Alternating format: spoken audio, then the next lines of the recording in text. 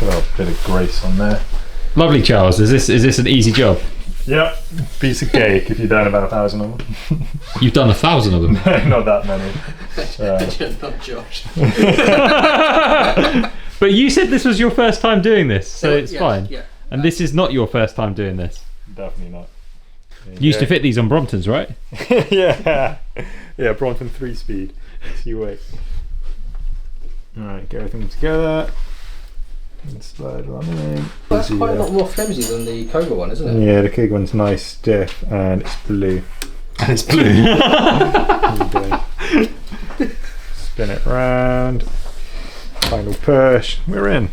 Now we need the little pin.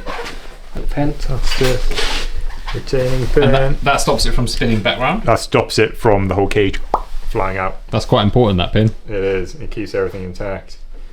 It's about 1.5. Okay. Right. You're on. Yeah. That was easy. Lovely. Perfect. So 3 different settings of resistance. There's, if you go one way, this basically has very little resistance on it, so it's good for TTing for as little drag as possible. Great if you're on super smooth roads like Castle Combe, race circuit. Middle setting is Shimano standard, which is perfect for British roads. Yep. Especially British timed riding, because you don't want your gears jumping about, especially on a big chainring. And then it's got a third of a hole in there that you can adjust the resistance with, which is like, in effect, having a bit of clutch on there, so good for gravel. Okay. Keeps the chain nicely retained. I tend to just stick in the middle. We're all good. That was easy. Yeah. All right. Fun. Thank you. And then, my job here is done. See you later.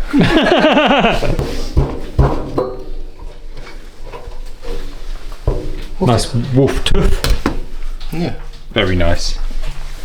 I like wolf tooth. The whole ethos about the repairability of something is actually quite important these days. Yeah, rather I than agree. something that you're going to replace in 3 years' time, knowing you're going to have to replace it in 3 years' time. Puts a bit of a dampener on your expectations of the product and how you treat it as well. It feels a bit more of a throwaway thing. I think it was Radovist, I think, who rated the wolf tooth little pump as one of the best products of the year. Yeah, the Encase pump, Yeah. which is a wicked pump. Yeah. Lots of people are still rightly so raving about it. The I think it's bikepacking.com. I think one of their team there thought it was one of the best products of the year, and It's just a really well-made pump. yeah, exactly. It can seem a bit big-headed, this, but when you conflate value and price, because they can be a bit more expensive than other things, sure. And for a lot of people, that's going to be a deciding factor as to not buy something, and that's Fine. fair. Yeah. But if you are able to just extend to that price point, you're only going to be buying it once. And when you're looking at, say, a £20 pump, hand pump,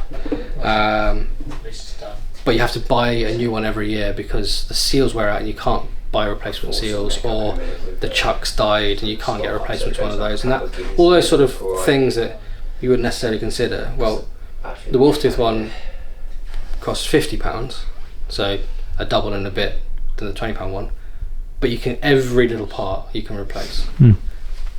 Every part. That's the sleeves, the collars, the all the seals in it. Seals, everything. Every part is replaceable. And it's also quite easy to get the replacement parts at the end of the day, right? Exactly. Yeah. So it's all about sustaining that product for a long period of time, and not very many people do that. So Wolftooth get a big tick. It's in my humble opinion. Dreaming of a white Christmas. So we're using a chain that I had lying at home, which is a pre-waxed chain, which has been sitting in a box for probably 4 years, and we thought we'd use it, so we're now putting that on the bike. But the problem is, it means that it is just leaving us so much powder everywhere. Wax chains are great. I wouldn't say that this is the wax that I would normally use, to be totally honest, but it will do what we need it to do for now, which is leave a mess all over the floor. Yeah.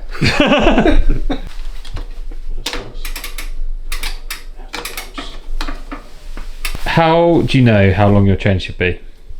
There's a rule of thumb, which is if you are in your smallest sprocket, that the chain should just be clearing the upper jockey wheel.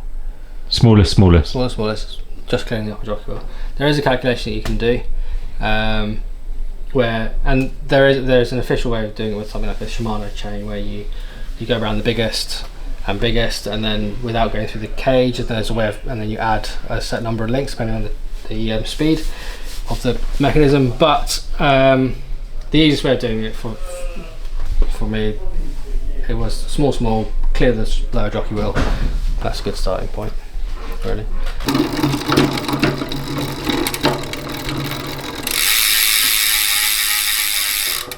Well, it's snowing. So one of the other random projects I've decided to do this year is pimping up a Brompton. So, wolf tooth grips. If we can make it work, a Chris King bottom bracket in a Brompton, we definitely can make work a Chris King headset on a Brompton.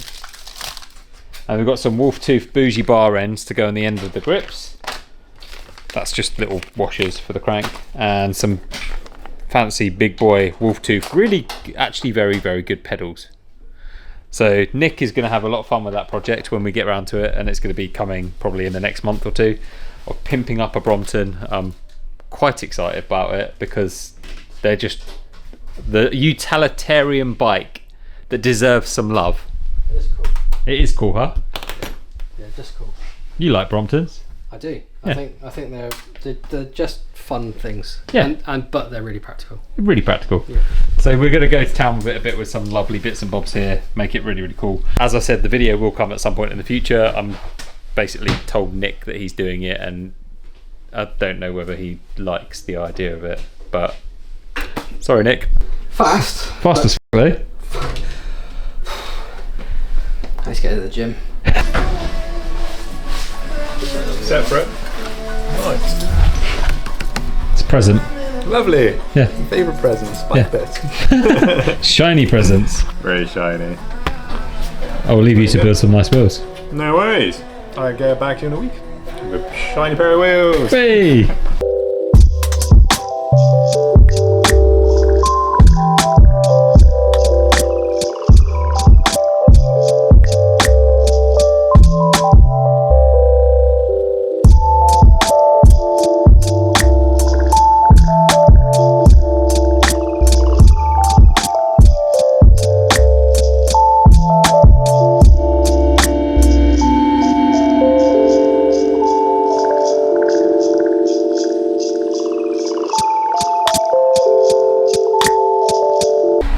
Well, we've created probably the fastest bicycle that you could probably make. Yeah. Do you like it? I do. Yeah. It looks fast. It looks fast. Yeah. It won't ride very well in a crosswind, but in a straight line it's going to be nuts. Yeah. I mean, you'll take off in a crosswind. It'll be fun. Yeah. You'll end up somewhere. Fast. Somewhere fast. So Argon 18 E119, which is their triathlon specific frame, but in the UK you can ride triathlon bikes in time trials. Aerocoach disc on the front and the rear. Schwalbe Pro 1 Aero tyres, so they're slightly different front and rear. Aerocoach chainrings, Aerocoach bars, Kogel Colossus Aero on the back on the rear mech. We've also put a Kogel bottom bracket into this, which is the road full ceramic bottom bracket. It looks bonkers, and it's got a sticker on my dog. That was making it 10% faster. That's 50 watts. At least. 50 watts. Yeah, 50 watts. Yeah. Thank you again. That's right. Thank you.